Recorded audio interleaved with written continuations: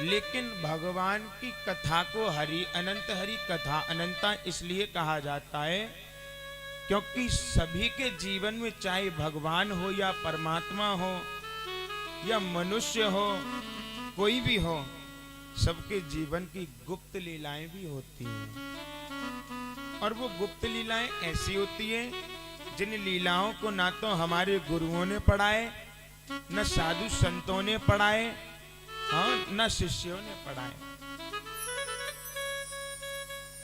जिस जिस लीला को भगवान ने दिखाया है, बस हम और आप उन्हीं लीलाओं को जानते हैं। और जो लीला भगवान ने हमसे परे रखी है, उन लीलाओं का हमें और आपको ज्ञान नहीं होता। तो इसीलिए कहा जाता है कि हरि अनंत हरि कथा अनंता। भगवान की लीलाएं तो अनंत हैं, भगवान अनंत हैं।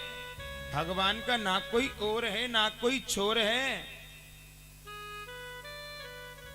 हाँ, भजन आता है, प्रभु कैसा खेल रचाया है, ये मेरी समझ नहीं आया है। हाँ, कैसे तो तूने आकाश बनाए, हाँ, कैसे तूने ये आकाश बनाए, नहीं खंबा एक लगाया है। प्रभु कैसा खेल रचाया है, ये मेरी समझ नहीं आया है। ये आकाश बनाया है भगवान ने, आसमान बनाया है। क्या कभी किसी को पता है ये आसमान किस पर टिका हुआ है? हाँ, भगवान ने हमें और आपको ये पृथ्वी दी है। क्या किसी को पता है ये पृथ्वी कहाँ टिकी हुई है? हाँ, ऐसा बताते हैं कि शेषनाग के फनों पर ये पृथ्वी टिकी हुई है। लेकिन शेषनाग कहाँ टिका हुआ है? वो भी तो जल के अंदर है, पाताल के अंदर है। लेकिन जल तो बहता रहता है, चलता रहता है, फिरता रहता है, लेकिन फिर भी ये पृथ्वी कहीं डगमगाती नहीं है।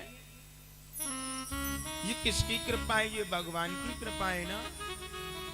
आप जल में देखो, जल में कोई चीज डाल करके देखो, और जब उस जल का बहाव होगा तो वो बहने लग जाएगी। लेकिन ये पृथ्वी पूरी जल में बसी हुई है, लेकिन फिर भी भगवान की कृपा है जो कि टच से मच नहीं होती। हाँ, भगवान ने संसार में हमें आपको इतना सब कुछ दिया है, वृक्ष दिए हैं भगवान ने। हाँ, इन वृक्षों पर सुंदर सुंदर फल आते।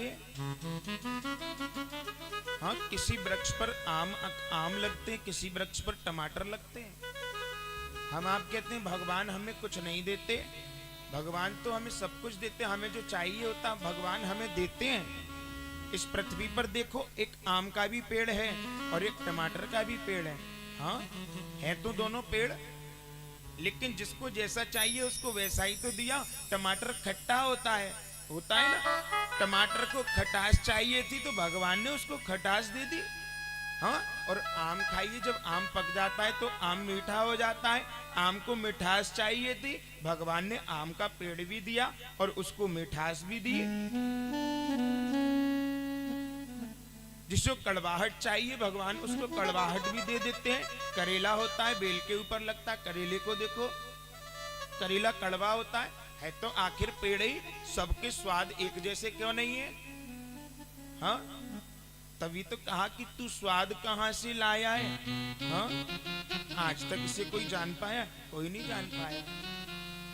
हाँ, इतने सारे पुष्प, रंग बिरंगे पुष्प। हमारी एक माता जी हैं, अगर यहाँ आई हो कथा में तो माता जी प्रतिदिन टोकरी में पुष्प लेकर के आती हैं और बड़े विचित्र पुष्प होते हैं। ऐसे पुष्प अभी तक हमने कहीं नहीं देखे, यहाँ कीर्ति नगर में ही देखे। इतने विचित्र पुष्प होते हैं। माई मैया का भाव है, मैया अपने बगीचे में से प्रतिदिन उन पुष्पों को तोड़ करके या ठाकुर जी को समर्पित करती हैं। बड़े सुंदर पुष्प लगते हैं। हमें तो ऐसा लगता है कि इन पुष्पों को हम अपने साथ ही ले जाएं।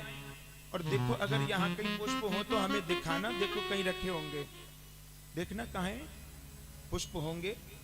हाँ, कहाँ है, दिखाओ। बड़ी सुंदर लगते हैं, हमें माता जी लेकर के आती हैं। यही तो एक भक्त का भाव होता है प्यारे। हाँ, ये देखो, आज तक हमने ऐसा पुष्प कहीं नहीं देखा। कितना सुंदर पुष्प है, ये एक मैया का भाव है। और भी इसमें बड़े सुंदर सुंदर पुष्प मैया लेकर के आती हैं। आज मैया शायद एक ही तरीके के लेकर के आई। बड़ा आनंद आता है उन पुष्पों को देख करके। ये सब ठाकुर जी की कृपा है भक्तों,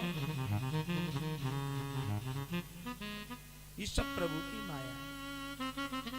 इसलिए हमें कभी भी भगवान की लीलाओं पर, भगवान के चरित्रों पर, भगवान पर कभी भी संदेह नहीं करना चाहिए।